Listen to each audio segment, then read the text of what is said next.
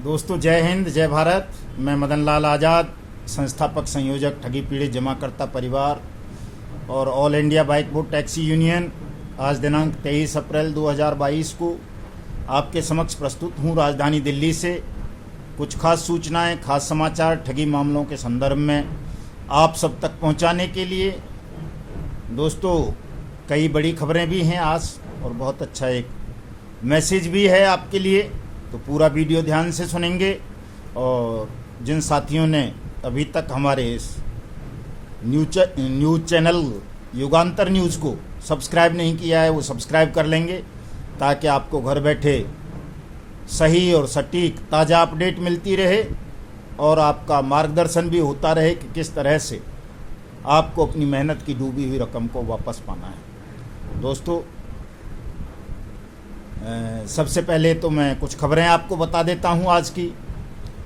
एक गोवे इंडिया नाम से कंपनी हुआ करती थी, 2019 में बंद हो गई थी। गौतम बुद्ध नगर उत्तर प्रदेश से चलती थी।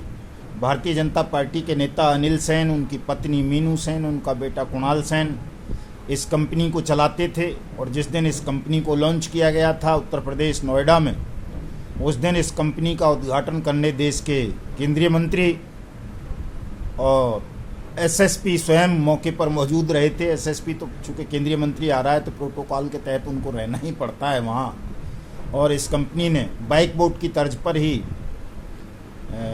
अपना प्रधानमंत्री के green India clean India mission के नाम पर इलेक्ट्रिक स्कूटी जो होती हैं वो लॉन्च की थी। और उसमें कहा था 62,000 रुपये दोगे तो 9,700 कुछ रुपये घर बैठे आपको रोजगार मिलेगा। और लगभग 20,000 लोगों के साथ उसने ठगी की और ठगी करके भाग गए तीनों लोग।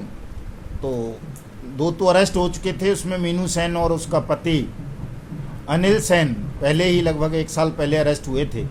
आज 3 साल बाद उसका बेटा फरार चल रहा था कुणाल सेन, उसे भी नोएडा पुलिस ने अरेस्ट कर लिया है। अच्छी खबर है, कोई भी ठग जेल से बाहर नहीं रहना चाहिए।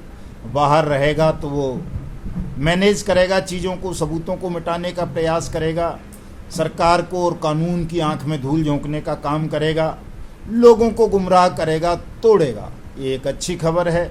दूसरी खबर Blue Fox Motion Picture India Limited से जुड़ी हुई है। दोस्तों, एक मुकदमा दर्ज था ईओडब्ल्यू में, उसके दिल्ली पुलिस के अंदर उसका 28 नंबर पे 2020 में। और 3 दिन भी वो आदमी हवालात नहीं रहा, अभी अरेस्ट किया था पिछले हफ्ते ही उसे, और 19 तारीख को उसको बेल मिल गई, अंतरिम जमानत। ताज्जुब की बात है, जिस आदमी ने फर्जी प्रोडक्शन हाउस बना के, फिल्म कंपनी बना के, सनी लियोनी के पोस्टर दिखा करके अपना चीफ पैट्रन सलमान खान के भाई को बनाकर, सोहेल खान को, देश के हजारों लोगों के साथ ठगी की और बड़ी वाली ठगी की। किसी भी व्यक्ति का पैसा 2 लाख से कम इन्वेस्टमेंट नहीं था उसमें, और उसको 1 हफ्ते के अंदर अंदर कोर्ट द्वारा बिना पीड़ितों को, जमाकर्ताओं को अवगत कराए बेल दे देना, मैं समझता हूं कानून के नाम पर घिनौना मजाक है। इस तरह का काम नहीं होना चाहिए कि जिन स्कैम्स में हजारों लोगों की मेहनत की कमाई डूब जाए, लोग आत्महत्या कर लें इन स्कैम्स में फंसकर, और उनके अपराधियों को, आरोपियों को, ठगों को। इस तरह से अगर अदालतें बेल देती रहेंगी, पेरोल देती रहेंगी, तो मैं समझता हूँ 20 साल में भी हिंदुस्तान ठग मुक्त बेईमान रहित राष्ट्र के रूप में स्थापित नहीं हो पाएगा। और 500 साल में भी देश के 20 करोड़ परिवारों का, ठगी पीड़ित जमाकर्ता परिवारों का पैसा उन्हें वापस नहीं मिल पाएगा। दोस्तों, इस तरह की खबरें मन विचलित करती हैं।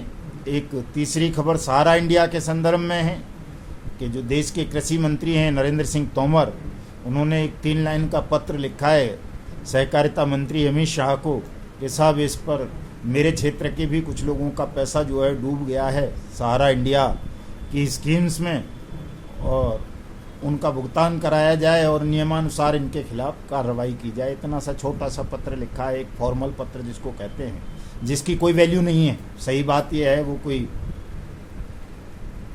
शासकीय पत्र नहीं है, वो पर्सनल पत्र है, तो उसका कोई वजन नहीं है, उससे हमको प्रसन्न होने की आवश्यकता नहीं है, चूँकि उसमें कहीं भी अनियमित जमा योजनाएं पाबंदी कानून 2019 का भी जिक्र नहीं है, भुगतान कैसे किया जाए इसका भी जिक्र नहीं है। और सत्य तो ये है कि नरेंद्र सिंह तोमर ही हाल ही के दिनों तक जो है सहकारिता विभाग के इंचार्ज थे, उन्हीं के पास होता था, उन्हीं के मंत्रालय के अंतर आता था, तो उसको लेकर के भी इतना ज़्यादा प्रसन्न होने की आवश्यकता नहीं है। कुछ साथी PACL के मैटर को लेकर पंजाब के चीफ मिनिस्टर भगवंत सिंह मान से मुलाकात के समय को लेकर बड़े उत्साहित हैं। तो दोस्तों, मैं आपको बताना चाहता हूं ये कि चाहे वो आम आदमी पार्टी हो, चाहे कांग्रेस हो, चाहे भारतीय जनता पार्टी हो, चाहे कोई और पार्टी हो, खास तौर से वो पॉलिटिकल पार्टी जिनकी कहीं ना कहीं किसी न किसी राज्य में सरकार है, अगर वो ईमानदार होती, उनके मन में आपके प्रति दयाभाव होता, कानून के प्रति सम्मान होता और वो आपका भुगतान करना चाहती, तो सरकार के पास बहुत सारे अधिकार हैं। सबसे बड़ी बात तो अनियमित जमा योजनाएं पाबंदी कानून 2019 है, उसको लागू करके कोई भी राज्य अपने राज्य के पीड़ितों का पैसा 6 महीने के अंदर अंदर भुगतान कर सकता है। किसी भी ठगी पीड़ित कंपनी, किसी भी ठग कंपनी या ठग क्रेडिट कोऑपरेटिव सोसाइटीज़ या किसी कॉरपोरेशन या किसी समूह या किसी फर्म या संस्थान के ठगी पीड़ित जमाकर्ताओं का पैसा कोई भी राज्य इस कानून के तहत वापस कर सकता है। लेकिन चाहे वो आम आदमी पार्टी हो, कांग्रेस हो, भारतीय जनता पार्टी हो या और पॉलिटिकल पार्टी हो, अनियमित जमा योजनाएं पाबंदी कानून 2019 का नाम सुनकर ऐसे बिदकने लगती हैं जैसे काला कपड़ा देख करके बैल बिदक जाता है। इनकी नीयत ठीक नहीं है, पाक साफ नहीं है, ये आपका भुगतान नहीं करना चाहते, केवल आपको लॉलीपॉप देना चाहते हैं। वो एक देहाती में कहावत है कि वही डोला के आगे और वही पाछे, वही ठग हैं और वही आपका वोट पाने के लिए कभी कभी ठगों की खिलाफत कर देते हैं पॉलिटिकल लीडरान। अनियमित जमा योजनाएं पाबंदी कानून 2019 के अलावा भी एक राष्ट्रीय आपदा प्रबंधन कानून 2005 है, वो भी किसी भी राज्य सरकार को ये अधिकार देता है कि कोई भी राज्य सरकार चाहे तो अपने राज्य के अपराध पीड़ितों को, ठगी पीड़ितों को लिए इन ठगी मामलों को स्टेट लेवल की, जिला लेवल की आपदा घोषित करके उनको कंपनसेट कर सकते हैं, मुआवजा दे सकते हैं। ऐसा दिया भी जाता है। बहुत सारे मामलों में आप देखते होंगे कि कोई कानून भी नहीं होता तो भी जब किसी को मुआवजा देना होता है तो ये लोग दे देते हैं। लेकिन कब, जब इन्हें लगता है कि उस मुआवजे को बांटने से इनका वोट बैंक बढ़ेगा या इनके वोट खराब नहीं होंगे, तो सरकारें कानून से इतर जाकर के भी लोगों को कंपनसेट कर देती हैं। ठगी पीड़ितों के मामले में तो 2-2, 3-3 कानून हैं कि ठगी पीड़ितों को मुआवजा दिया जाना चाहिए, उनकी मेहनत की कमाई को राज्य द्वारा वापस किया जाना चाहिए। उसके पश्चात भी कोई भी राज्य सरकार, केंद्र सरकार आपका भुगतान करने को तैयार नहीं है। दोस्तों, PACL के मैटर में पिछले दिनों सेबी ने 28 मार्च को एक विज्ञापन इशू किया था और कहा था कि 10,001 से लेके 15,000 तक जिनके पैसे हैं, जिन्होंने आवेदन किए थे ऑनलाइन, हम उनका भुगतान करेंगे और उन लोगों को SMS भेजेंगे। जिनको SMS जाए वो अपने मूल दस्तावेज इस पोस्ट बॉक्स नंबर में साधारण डाक से भेजें। हमें लगा वो छल है, कपट है। हमने ठगी पीड़ित जमाकर्ता परिवार की ओर से उस पर लिखित ऑब्जेक्शन दाखिल किया सेबी के चेयरमैन के कार्यालय में, उसको चैलेंज किया। तो 28 मार्च को जारी उस विज्ञापन को विदिन वीक सेबी ने वापस ले लिया और एक दूसरा वैध विज्ञापन जारी किया कि सब लोग जिनको SMS आए सेबी का PACL के विक्टिम्स को, वो रजिस्टर्ड डाक से या स्पीड पोस्ट से अपने मूल दस्तावेज सेबी हेडक्वार्टर कुर्ला मुंबई भेजें। तो ये एक बड़ी उपलब्धि थी, बड़ी जीत थी। हमें जवाब भी भेजा सेबी ने, मेल भी आया कि साहब इसको हमने वापस ले लिया है, विज्ञापन को नया विज्ञापन इशू कर दिया है, ये कर दिया है और ये भूलवश ऐसा हो गया था। तो दोस्तों मैं बताना ये चाहता हूँ कि जब आप लिखाई पढ़ाई करोगे और वो सार्थक होगी, कानून सम्मत होगी, तो उस पर सेबी हो, सुप्रीम कोर्ट हो, भारत सरकार हो, राज्य सरकार हो, उनको एक्शन लेना पड़ेगा। अगर नहीं लेगा कोई, तो आप उस अथॉरिटी के, उस सरकार के खिलाफ हाई कोर्ट, सुप्रीम कोर्ट जा सकते हैं। तो हाई कोर्ट, सुप्रीम कोर्ट आपकी बात को सुनेगा और वो सरकारों को ठीक डायरेक्शन देगा और आपके पक्ष में फैसला आएगा, आपका पैसा मिलेगा। चूंकि हम लोग ठीक दिशा में कानूनी कार्रवाई नहीं करते, हल्ला ज़्यादा मचाते हैं, छोटी छोटी चीज़ों को लेकर के खुशफहमी का शिकार हो जाते हैं, इसलिए हमारी बात को जल्दी से न सेबी सुनता है, न केंद्र सरकार सुनती है, न राज्य सरकारें सुनती हैं, न कोई और एजेंसी सुनती है या नियामक सुनता है, और हम बेवजह सालों साल दर की ठोकर खाते रहते हैं। दोस्तों, जो सही मार्ग है आपके भुगतान का, वो जो मार्ग है वो अनियमित जमा योजनाएं पाबंदी कानून 2019 से होता हुआ गुजरता है। कोई भी व्यक्ति, चाहे वो किसी भी कंपनी या सोसाइटी या कॉरपोरेशन या फर्म की ठगी का शिकार हुआ है या किसी बिल्डर की का, तो वो अगर वो अनियमित जमा योजनाएं पाबंदी कानून 2019 के तहत थाने में एफआईआर दाखिल करेगा, अपने जिलाधिकारी को भुगतान का आवेदन फाइल करेगा, तो निश्चित रूप से उसका पैसा उसको वापस मिल जाएगा। उसे दुनिया भर के अमले झमलों में पड़ने की आवश्यकता नहीं है। चाहे वो किसी भी कंपनी के विक्टिम हों, चाहे वो बाइक बोट के हों, हेलो टैक्सी के हों, टॉप राइड के हों, राधा माधव कॉरपोरेशन की लिमिटेड के हों, सहारा इंडिया के हों, पल्स के हों, क्या बोलते हैं, इन्फो केयर एग्रीकल्चर के हों, चाहे मैक्सीजोन टच प्राइवेट लिमिटेड के हों, चाहे ट्रिनिटी के हों, हल्दर के हों, HBN के हों, GN डेयरी के हों, BFC एलाइड के हों, साईं प्रकाश के हों, साईं प्रसाद के हों, श्री राम के हों, श्री कृष्णा लिमिटेड के हों, समृद्धा जीवन के हों, विश्वामित्र के हों या करम भूमि के हों, कल्पतरु के हों, JKV के हों, लोकहित के हों, कामधेनु के हों, हमारा वाहन के हों, हमारी सवारी के हों, गोवे के हों, हेलो राइड के हों, गो बाइक के हों, JBC के हों, एवरग्रीन के हों, NMM के हों, हीरा गोल्ड के हों, रामेल के हों, विश्वास के हों, आपका प्रिया परिवार के हों, या और जो ये दुनिया भर की हैं, आदर्श क्रेडिट, नवजीवन, संजीवनी, आपेश्वर, खेतेश्वर, हल्दर, और जी आपका क्या बोलते हैं, किसान एग्रो वगैरह, जितनी भी हैं, हजारों की तादाद में हैं।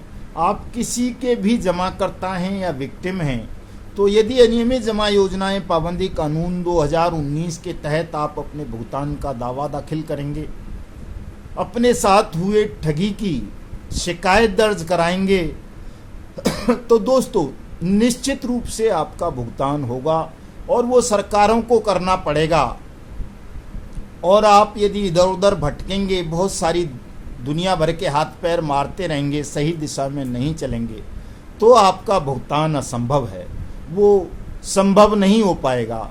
हमारा इस वक्त पूरा लक्ष्य, पूरा ध्यान अनियमित जमा योजनाएं पाबंदी कानून 2019 के क्रियान्वयन पर होना चाहिए। हम चाहे पंजाब के मुख्यमंत्री भगवंत सिंह मान से मिलें, चाहे भारत के प्रधानमंत्री नरेंद्र मोदी से मिलें, चाहे कृषि मंत्री नरेंद्र तोमर से मिलें, चाहे सहकारिता मंत्री अमित शाह से मिलें, चाहे महाराष्ट्र के मुख्यमंत्री उद्धव ठाकरे से मिलें, चाहे बिहार के मुख्यमंत्री नीतीश से मिलें, चाहे बंगाल की मुख्यमंत्री ममता बनर्जी से मिलें, चाहे मुख्यमंत्री दिल्ली के अरविंद केजरीवाल से मिलें, या राजस्थान के अशोक गहलोत से मिलें, या नेता विपक्ष राहुल गांधी से मिलें, या छत्तीसगढ़ के CM भूपेश बघेल से मिलें, या मध्य प्रदेश के CM शिवराज सिंह चौहान से, या जिससे भी मिलें हम, उससे हमें ये एक मांग अवश्य करनी चाहिए कि साहब अपने राज्य में अनियमित जमा योजनाएं पाबंदी कानून 2019 को क्रियान्वित करें, और इस कानून के तहत आपकी सरकार, आपका राज्य, आपका केंद्र बाउंड है हमारा भुगतान करने के लिए। आप हमारा भुगतान कराएं। हमें सेबी और सहारा के, सेबी और पल्स के, सेबी और करम भूमि के, सेबी और समृद्धि जीवन के, या आदर्श और लिक्विडेटर के, या नवजीवन संजीवनी वर्सेस लिक्विडेटर, इन तमाम झमेलों में मत फंसाइए। चूँकि दोस्तों एक चीज़ आप ध्यानपूर्वक सुन लो कि चाहे वो सेबी हो या फिर किसी भी क्रेडिट कोऑपरेटिव सोसाइटी के परिसमापन के लिए नियुक्त लिक्विडेटर हो या किसी बिल्डर कंपनी का जो ये इंसॉल्वेंसी एक्ट के तहत इनमें भी एक अधिकारी अपॉइंट किया जाता है, ज़्यादातर वो एडवोकेट होते हैं, वो हों, ये तमाम लोग केवल पेट पालक हैं। बूढ़े टीढ़े रिटायर्ड अफसरों को, वकीलों को, जजों को इनके ऊपर बिठा दिया जाता है कमेटी बना करके, कहीं लोढ़ा कमेटी, कहीं अग्रवाल कमेटी, कहीं फलाना वो नियामक, कहीं फलाना लिक्विडेटर, कहीं फलाना इंसॉल्वेंसी वर्कर। ये सब के सब पेट पालते हैं अपना, जो आपका पैसा होता है उसको अपनी तनख्वाह और दूसरे भत्तों के नाम पर खाते रहते हैं, हड़पते रहते हैं, मौज मस्ती करते रहते हैं, लगातार एक्सटेंशन लेते रहते हैं और 10-20 साल में भी किसी व्यक्ति का कोई भुगतान ये नहीं करते हैं। ये परिस्थितियां लगातार 1978 से बनी चली आ रही थीं। एक लंबा संघर्ष हुआ, जब करोड़ों लोग ठगी स्कैम्स के शिकार बने तो आवाज़ उठी, यूएनओ तक आवाज़ गई और हमारी सरकार को, हमारी पार्लियामेंट को अनियमित जमा योजनाएं पाबंदी कानून 2019 बनाना पड़ा। उसके लिए नोटिफिकेशन करना पड़ा, रूल्स तय करने पड़े और उसमें एक व्यवस्था करनी पड़ी कि चाहे वो ठग कंपनियों के, सोसाइटीज़ के, बिल्डर्स के, रियल एस्टेट कंपनीज़ के, फर्म्स के डायरेक्टर्स हों, प्रमोटर्स हों, उनका प्रचार प्रसार करने वाले लोग हों या उनके मैनेजर्स हों या कोई उनके और कारिंदे हों या उनके कोई और विज्ञापन करने वाली कोई मीडिया हाउसेज रहे हों या कोई साइट्स रही हों, उन सब के खिलाफ कार्रवाई होगा, मुकदमा दर्ज होगा। उन सब की प्रॉपर्टीज़ को, जो भी ठगी के पैसे में से हिस्सेदारी हुई होगी, उन सब की चल अचल प्रॉपर्टीज़ को, देश में हो विदेश में हो, उसको जब्त किया जाएगा, नीलाम किया जाएगा और ठगी पीड़ित जमाकर्ताओं का पैसा 180 कार्य दिवस के अंदर अंदर सरकारें वापस करेंगी, राज्य वापस करेगा, केंद्र वापस करेगा। ये मैंडेटरी प्रोविजन इस एक्ट में बनाया गया और इसका लाभ हम लोग उठा नहीं पा रहे दोस्तों। हम आज भी लिक्विडेटर्स के भरोसे बैठे हैं, इंसॉल्वेंसी एक्ट के भरोसे बैठे हैं, आज भी हम सेबी के भरोसे बैठे हैं और 20 करोड़ होकर के भी हम संगठित होकर, समन्वित होकर एक राष्ट्रव्यापी आंदोलन सरकार के खिलाफ, सरकार की बेईमान एजेंसीज के खिलाफ, इन ठगों के खिलाफ चला नहीं पा रहे। ठग बार बार बच जाते हैं, निकल जाते हैं। अभी कल परसों आपने देखा कितना हाई वोल्टेज ड्रामा लखनऊ में हुआ। मध्य प्रदेश की पुलिस सुब्रत राय सहारा को पकड़ने गई और वापस आ गई एक ड्रामा करके। दोस्तों कल एक साथी हमारे बहुत सीनियर कानूनविद हैं, वो बता रहे थे कि सब सहारा तो बचता ही रहेगा, इसमें सहारा का रोल नहीं बनता है इसमें, चूँकि सहारा किसी भी जो सहारा की क्रेडिट सोसाइटीज़ हैं या क्यूसॉप है उसमें कहीं डायरेक्टर नहीं है, प्रमोटर नहीं है, मालिक नहीं है, उसका कोई जो है लीगली ऑन पेपर जो है कोई इन्वॉल्वमेंट नहीं है, इसलिए उसको जेल इनमें नहीं भेजा जा सकता। दोस्तों ऐसा नहीं है। 120B जो आपराधिक षड्यंत्र की धारा है वो इसीलिए लगाई जाती है ठगी मैटर्स में कि कोई आदमी भले ही ऑन पेपर नहीं है, इन्वॉल्वमेंट उसकी शो नहीं हो रही है, लेकिन यदि उसने कोई भी लाभांश उससे लिया है या कहीं भी उसने किसी भी ठग कंपनी को या इसको प्रमोट किया है या बचाने का प्रयास किया है, तो उसके खिलाफ कानूनी कार्रवाई होगी, उसको जेल भेजा जाएगा और उसकी भी चलाचल प्रॉपर्टीज सीज होंगी और उसकी प्रॉपर्टीज़ को भी नीलाम करके उस पैसे से पीड़ितों का भुगतान किया जाएगा। ये अनियमित जमा योजनाएं पाबंदी कानून 2019 में भी प्रोविज़न है और आईपीसी की धारा 120B और 406 में भी ये प्रोविज़न है, 420 में भी है। तो ऐसा नहीं है कि सहारा के खिलाफ कोई आपराधिक मुकदमा चलाया नहीं जा सकता, उसको जेल नहीं भेजा जा सकता है।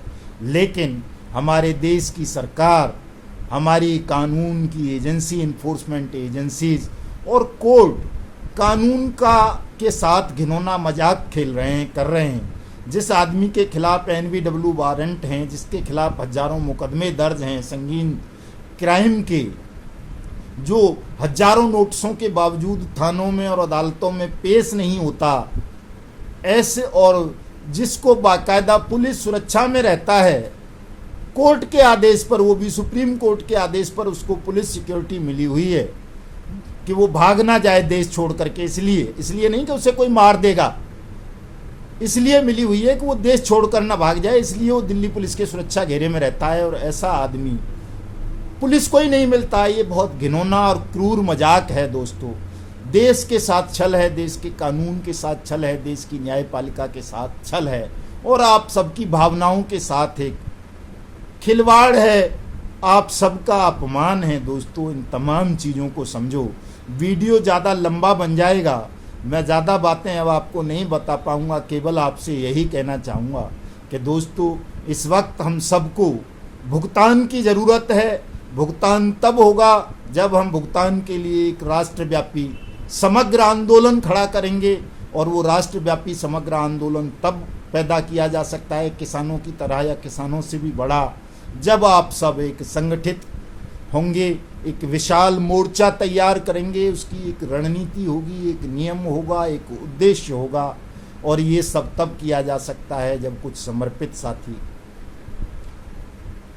संगठन से जुड़ने के लिए तैयार हों, और जैसा भी जिसके पास हो वो धन से भी एक कोष भी बनाएं, धन संग्रह भी करें, चूँकि बिना धन के भी आप कोई बड़ा आंदोलन, बड़ा संगठन, बड़ी लड़ाई कर नहीं पाओगे दोस्तों। इस चीज़ को भी आपको भूलना नहीं चाहिए, ये चीज़ भी आपको ध्यानार्थ रखनी चाहिए कि हमें तमाम संसाधनों को जुटाने के लिए, एक राष्ट्रव्यापी आंदोलन करने के लिए, अपने भुगतान को प्राप्त करने के लिए हमें और त्याग करने होंगे। सबसे पहले तो हमें अपने अहंकार का त्याग करना होगा कि जिन साथियों के मन में, बहुत सारे साथियों के मन में अहंकार है, वो अपने अहंकार को त्याग नहीं चाहते। किसी को अपने ज्ञान का अहंकार है, किसी को अपने पद का अहंकार है, किसी को ठगों के संरक्षण का अहंकार है।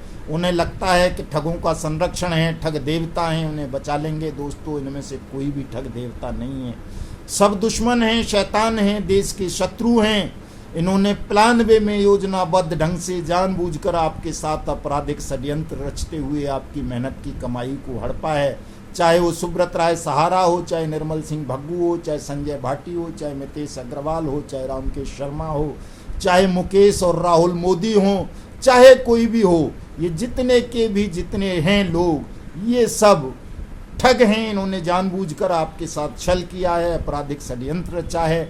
ऐसे ऐसे बढ़िया बढ़िया नाम अपनी कंपनीज के और सोसाइटीज़ के रखे जो आपकी भावनाओं से जुड़ी हुई थी, आपकी भावनाओं का दोहन किया है, राष्ट्रीय प्रतीकों का इस्तेमाल करके राष्ट्र का अपमान किया है। तो साथियों इन ठगों को, किसी को भी अगर आप खुली हवा में सांस लेने दोगे तो ये कभी आपका भुगतान नहीं करेंगे।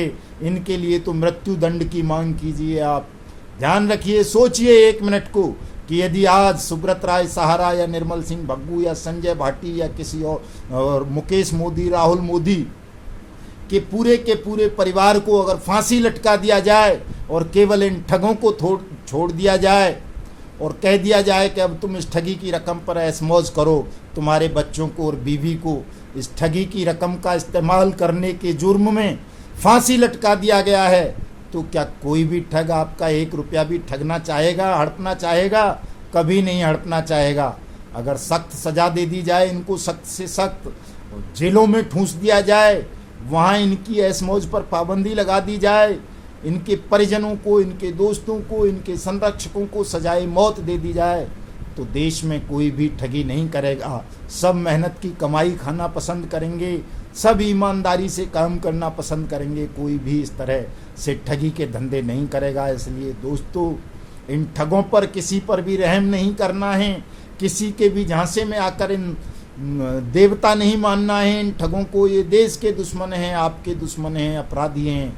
इनको सख्त से सख्त सज़ा देने की मांग करनी है और अपने भुगतान की लड़ाई के लिए एक बृहद समग्र राष्ट्रव्यापी आंदोलन तैयार करना है, और ये हमें बहुत जल्दी तैयार करना है दोस्तों। 2 अक्टूबर से पहले अगर ये भुगतान नहीं करते हैं तो 2 अक्टूबर को हमें एक विशाल राष्ट्रव्यापी सत्याग्रह आंदोलन, संसद सत्याग्रह, संसद के ही समक्ष करना है। संसद का इतना जबरदस्त घेराव करेंगे कि न किसी को बाहर निकलने देंगे, न अंदर घुसने देंगे। हमारी एक ही शर्त होगी, एक ही मांग होगी कि सबसे पहले जो 20 करोड़ ठगी पीड़ित जमाकर्ता परिवार हैं उनका भुगतान करो, और जिन लोगों ने देश के साथ ठगी की है, छल किया है, आपराधिक षड्यंत्र रचा है, उन सबको मृत्यु दंड दो साथियों। जय हिंद, जय भारत।